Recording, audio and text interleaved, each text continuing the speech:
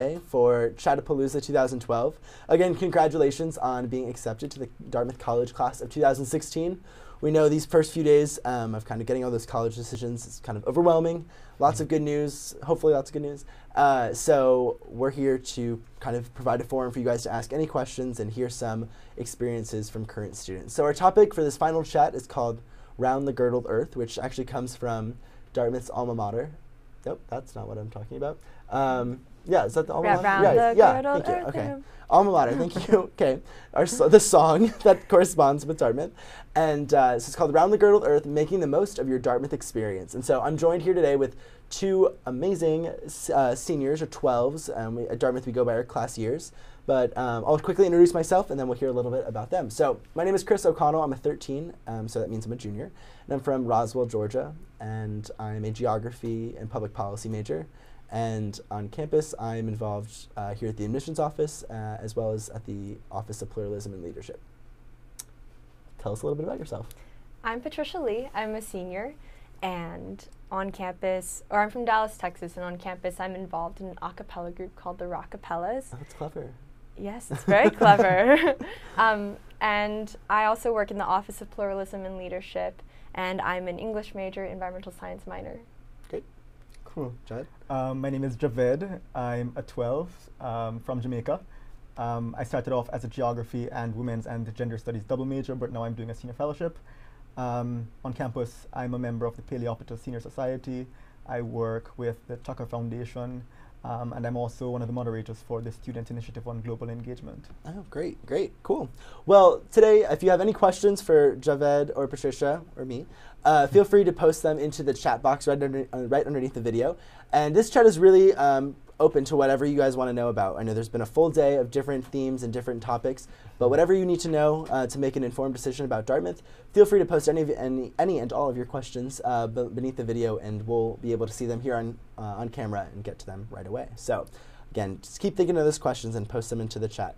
So I guess let's first begin by talking about what you just mentioned. So you began as a geography and women and gender studies major, and then senior year applied for a senior fellowship, and that's kind of what you've been spending a lot of your last couple months working on. So tell us a little bit about how you decided to do that and what that even is. Okay, so throughout my time here, I've always been very insistent that I'm just going to study things that are immediately of interest to me. Right. An interesting major.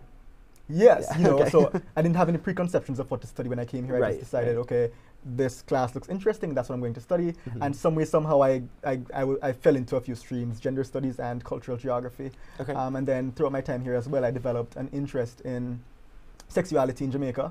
And I realized that we have this really amazing program here called the Senior Fellows Program, which enables seniors to spend the entire year, their entire senior year, doing an independent project. And there's funding, there's flexibility, you have an advisor, and you can do this in place of a traditional major. So I opted to stop doing the requirements for my major and started focusing on this particular project. So I was in Jamaica for 4 months last year, doing research, ethnographic research, interviews, and I'm from Jamaica, so that was also a really good opportunity to go home and learn more about this aspect of Jamaica. Absolutely. So I'm writing a thesis now, so that'll be the culminating project for that. Of all this months of research and work. Okay, great, cool. And so you work with we work pretty closely with faculty then, on kind of advising and that kind of thing. I have two advisors. I'm a primary advisor who's in the African American Studies department and another in the anthropology department. Oh, okay. But I've also had the great fortune of meeting lots of really amazing professors here who were very helpful throughout the application process and even now when I need advice. Right, absolutely. That's great. And Patricia, so you're remind me again, creative writing major. Yes. And environmental studies minor. And kind of for your culminating experience, to if you want to call it that, you're writing a thesis in creative writing. So how did you fall into creative writing? Did you come into Dartmouth knowing that's what you wanted to study? I didn't actually. Okay. So I knew I always loved writing because in high school I edited my paper and I always wrote creatively. And when I came in, I thought I was going to be this die-hard environmental science major. Okay. And I was, like, my entire freshman year, and I finished my minor my freshman year, actually. Okay. And then I happened to take a creative writing class. I think that's the beauty of liberal arts, because you just kind of take classes here and there. Right. Fell in love with it. And wow. the professors in the writing department are just so incredible that I basically found my mentor, and she was like, you should major in this. And so I did. That's great. That's cool. And so for your, what's the kind of broad general topic of your thesis? I know like lots of things are still changing as you go into this last term, but so creative writing thesis, they're really fun because most people usually write a book or like a novel, and then we read at the end of our senior spring. Okay. And so I'm writing about Korean American immigration. Oh, great. Cool. That's really interesting. So we actually have our first question. So someone from the chat wants to know, when should one take on an internship or a travel or study abroad experience during their time at Dartmouth? So that's kind of a big question because there's lots of different parts that they want to know about. So I think fundamental to understanding everything in their answers in just a moment is understanding what the DPlan is. And so we'll post a link in the chat, and so you can get a better sense of what the DPlan is, which is essentially just our enrollment plan or pattern. And it's a quarter system, and so it allows Dartmouth students to travel abroad, to take terms away from school, to do an internship throughout their 4 years. And so I guess maybe let's start back with you, Patricia. With your DPlan, what were some highlights from your DPlan in terms of stuff you've done off of campus? So I have a pretty unique DPlan. Okay. I stayed on for 2 years in a row, so I did 8 terms in a row, which whenever I tell people that, they're like, oh my gosh, like how could you ever, like any school, do 8 terms in a row? But the thing is... so you're here in the freshman summer and all the way through sophomore summer? Yeah, I took classes freshman summer, and then I took classes sophomore summer. Oh, wow. But it was really nice because the summer in Hanover is just so beautiful that you can't hate anything. And that summer, freshman summer is when I took my first creative writing class, and it totally changed my life at Dartmouth. Okay. So I stayed on for 2 years in a row, and then I was able to take off for fall and winter my junior year. Okay. And that was just amazing. In the fall, I went to Chicago and worked at the state attorney's office in the child protection department. Okay. And then I became very interested in children advocacy. So in the winter, I went and worked at the Boys and Girls Club in Hawaii. Oh, great. Okay, cool.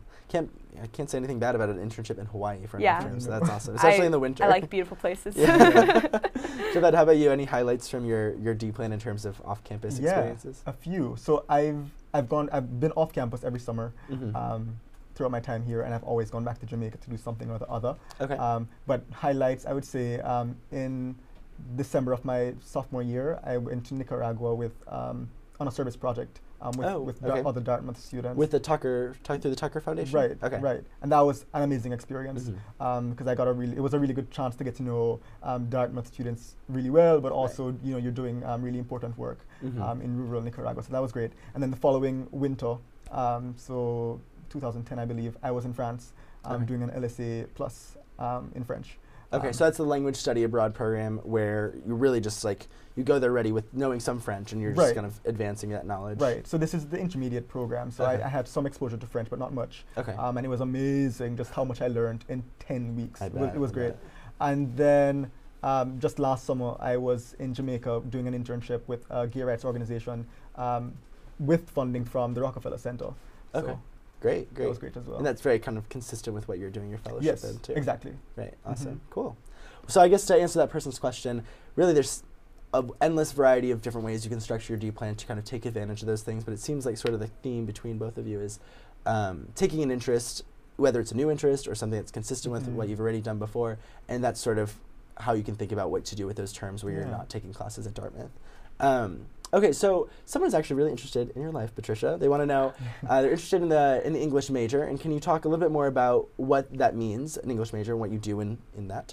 And is the creative writing program within the English major, because you can be an English major and not creative writing focused, is that open to anyone, or is the class limited, or do you have to apply?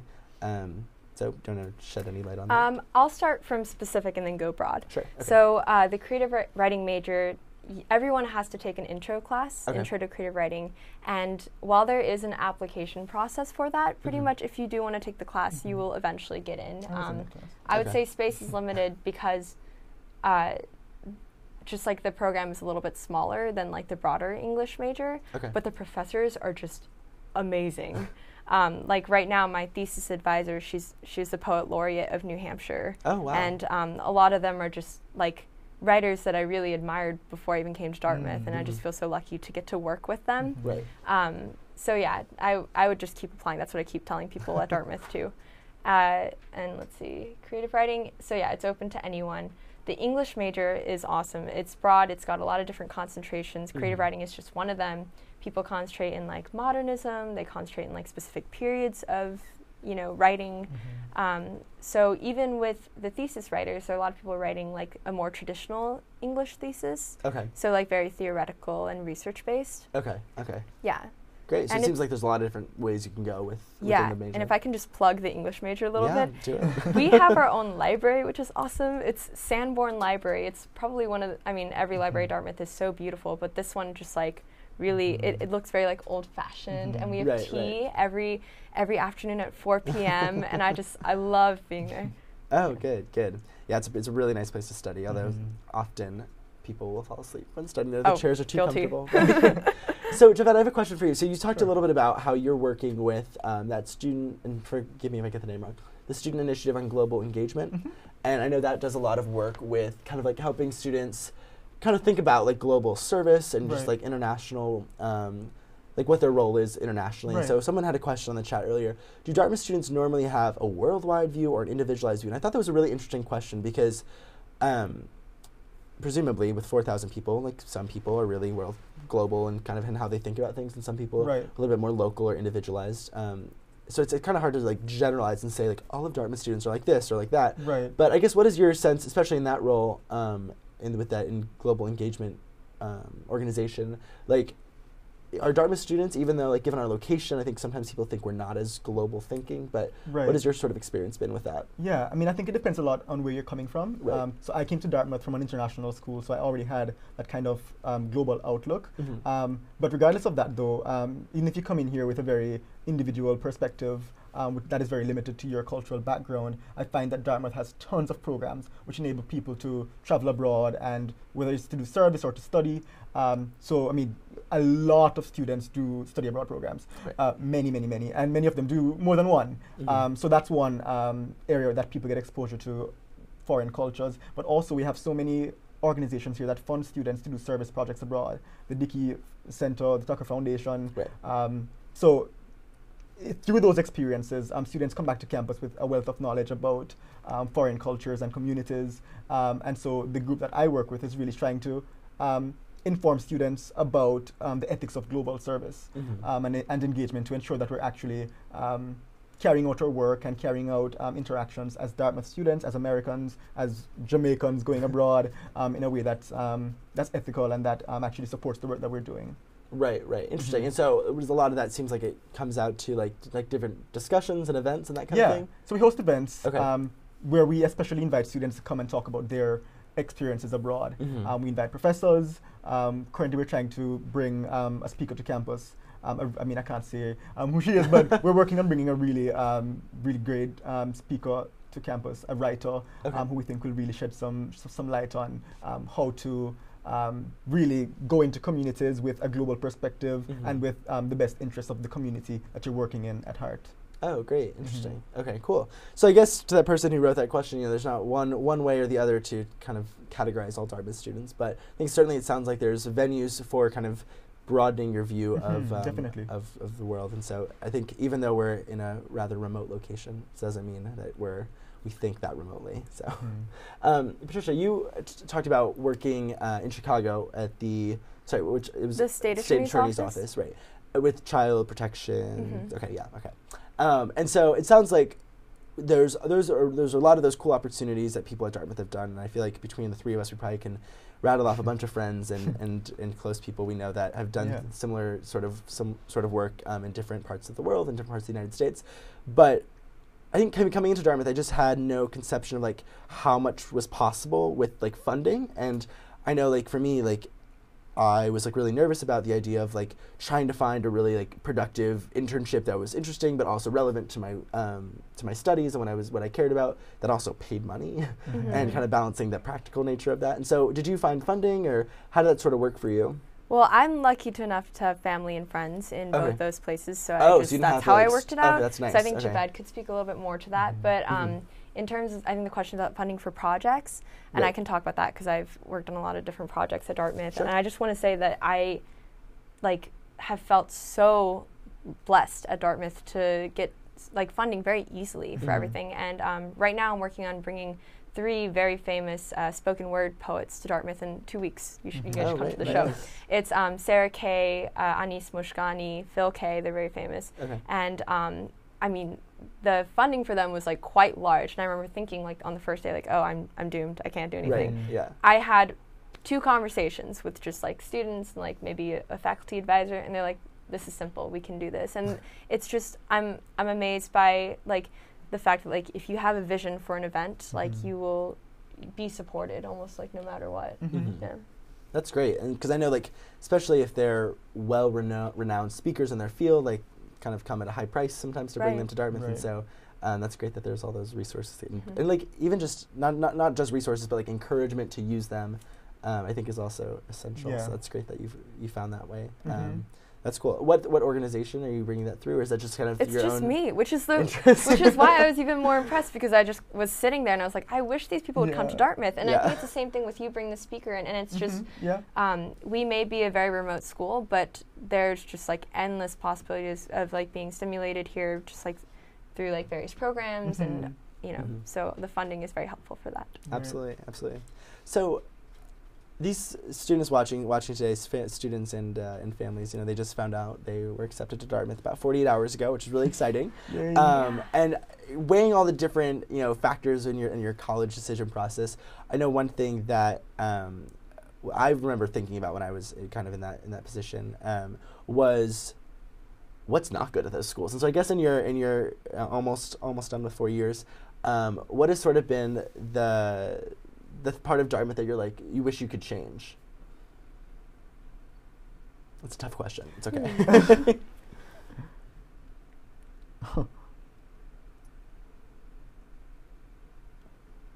Oh, the answer's nothing. What would I change? I mean, I think it's just tough to say, because even when I had a few tough moments, maybe a class that I really struggled with, I always found at the end that it the path that I went on, I almost went on it for a certain reason. I remember taking the creative writing class, I was I'm so scared, this doesn't fit with my major, or the majors I thought I was going to have. What if this is what if I'm wasting my time? And I certainly didn't waste my time. It was one of the best things that I found at Dartmouth. Great. I mean, this is a very challenging question to respond to. I think the one thing that has really, that I've never truly been at ease with is the Greek system here. But I wouldn't say I want to change it either. Because I recognize that that's just not somewhere, the system is not for me. My interest, the kinds of friends I have, do not like that kind of socialization, do not appreciate a group setting kind of social life. Yet I've still been able to have a very successful social life at Dartmouth outside of that. So I mean, I guess I'm aware of it because I'm outside of it, but not to the point that I would say I do not like it and would like to change it, because I recognize that it's a big part of many people's lives here, and that it's a very enriching part of people's lives here as well. Yeah, I think that's a conclusion I think many people, I think, are eventually kind of coming to reach, I guess, in their end of their time at Dartmouth, is you don't have to love every little part of a school, but there's every little part sort of serves a little function, and if that function, other people might not like senior fellowships. I don't know. But that was obviously a huge enriching part of your own experience. And so, and just also the awareness that there is a place for you. Right. You don't need to necessarily be with the majority of people to find your own little niche at Dartmouth where you can be successful, where you can make friends, where you can be fulfilled and happy. So I think that's a very good point to note, because some people would come in saying, well, I'm not a fan of insert, whatever. And so I don't want to go to that school, but there is such a diversity of people here and opportunities for engagement, and I think we should always keep that in mind when we're making decisions about schools, that there can be a place for you. Right, absolutely. You know what I would change, actually? What's that? Being nervous to go into certain spaces. So when I was a freshman, I would think, maybe I can't go into this house, because there are a lot of affinity houses at Dartmouth, specific cultural houses, for example, like the Native American house. And so I remember thinking like, oh, maybe I can't go in there because I'm not Native American. But like becoming older, I'm just, now I hang out there like all the time. Yeah. I don't know what stops me. So I think like, you know, for any freshmen who are coming in, just know that like literally every space at Dartmouth is open. The doors are open, the people are open. I've never felt like turned away anywhere. Yeah, that's true. That's huge, and that's something that you only realize like almost when it's like approaching too late. Yeah. Advice coming through on this chat right now. So I guess in the same mindset of like kind of putting yourself back, you know, 4 years ago, which seems crazy. So when you kind of found out you were accepted to Dartmouth, that kind of thing. What at that point, if you can kind of go back 4 years, what was something that kind of like influenced your decision to come here? I guess like, so why did you end up choosing Dartmouth? Two main reasons. One, Dartmouth has a really good financial aid program, which, I mean, they do, and that was very huge for me. Right. I only applied to schools that were need blind, and so it was, you know, I felt good to know that I was going to a school that would support me, given my financial circumstances. Right. Secondly, I went to a very tiny international school in the middle of nowhere, and I was like, do I want to be doing the same thing for the next 4 years of my life? You know, a small school in the middle of nowhere. Yeah. But then I thought back to the value that I had in that community, and you know, just being able to get to know many people and feeling like spaces are accessible and people are accessible because you bump into them. You know, and ultimately that's one of the things that I really think attracted me to Dartmouth. The fact that it's a very small campus that has a very strong sense of community, and that was something that I could feel like I'm a part of really quickly. Absolutely. How about you? Well, for me, I had a lot of different reasons, but I just met so many wonderful people from Dartmouth, and I think did you come to Dimensions? I did come to Dimensions, and that was where I was like, yes. So, funny story, I got lost on campus during Dimensions, and I just remember wandering around. I was like, where am I? There's all these pine trees. I'm from Texas, so I was very, very lost. And then I happened to bump into someone who later became one of my good friends, and he was just like, so what are you thinking? Like, what are you deciding between? And we had a very honest conversation about Dartmouth, and like, you know, we're obviously happy to answer any more questions here. Right. But I just noticed that the people here are so great. I think it was the people, and then I sat in on a class that was so like, just, you know, intellectually awakening, and I ended up taking that class when I came to Dartmouth, and I didn't regret it for a second. So that's awesome. So I'm going to do a quick plug for Dimensions. So registration is online, and it's April 19th through the 21st, and it's our Accepted Students Weekend, and it's a great chance to visit campus. I think there's a lot to be said for thinking about a place, logging onto these chats, all that great stuff, but then there's a whole lot more to be said about being able to visit, and so if that's something that's possible for you, we hope you are able to come in and visit us during that time. You get to sit in online classes, stay overnight in the dorms, try our food, walk around, all that stuff. So it's a great experience to really kind of make sure that this is a good fit for you if that's something you want to do. So make sure that you apply. Not apply. You already did that. Register. It's online, and it's April 19th to the 21st. So I guess maybe as we're kind of wrapping up in our last couple minutes, and by the way, as we kind of get into these last few minutes, if you have any burning questions before we go off the air for the day, please feel free to post them in the chat, and we'll get to them before we head out today. What has been like maybe a big highlight for you? And I know you shared a little bit about your senior fellowship, you talked a little bit about your thesis, but maybe let's like outside of academics. Like what's been a big highlight for you at Dartmouth? Some sort of organization or activity or event you went to, I don't know.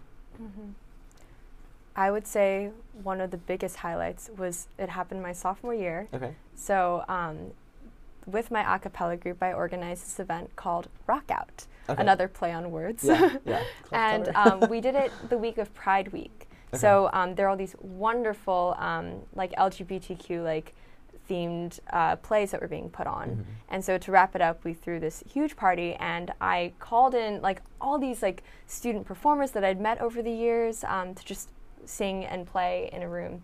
And that room was just packed. Yeah. I was surprised. It was a Friday night. I was like, shouldn't you be out like in a Greek house or like in a bar? And everyone came to this room, and we were like beyond capacity. Yeah. And everyone's having so much fun, and it made me feel so like at one with the community. And there's so many different people, and like all there to support each other, and it was just really touched my heart. That's awesome. In your group performed as well. Yeah. Okay, that's awesome. That's great. How about you? I don't know. I really do love Dartmouth, and I really appreciate the time that I've spent here. I think the one thing that I'll always be grateful for is the people I've met. And it sounds cliche almost, but truly, I've met some really amazing people here. And even after they've graduated, just knowing that, you know, I have that person I can always call upon and reach out to has been really useful. I have some of the best friends in the whole wide world, and I met them here. Yeah, and that's really meaningful. Absolutely. So what's the plan after Dartmouth? It's coming up. Not to remind you guys. No, I mean, I'm taking a year off. I'm going to be working in Jamaica. I got a fellowship from the Dickey Center. Spend the year working in Jamaica doing advocacy. So the Dickey Center is our Center for International Understanding, right? So that's exciting. And then this fall, I'm applying to PhD and JD programs. Oh, wow. I would like to do a joint PhD in sociology and law degree great. in 2013. So cool. How about you, Patricia?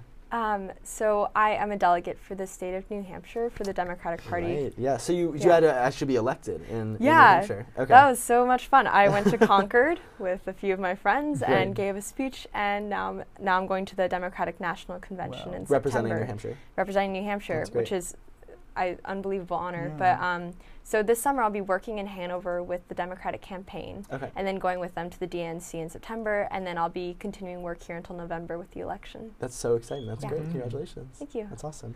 Well, thank you guys so much for coming out to the chat today and being around to answer questions, kind of share a little bit about your own experience. I really, really appreciate it. So thank you guys for joining us online for Chatapalooza 2012. We've had such a great time all day answering your questions and giving you a better perspective on what life at Dartmouth can and will be like if you decide to join us here this fall.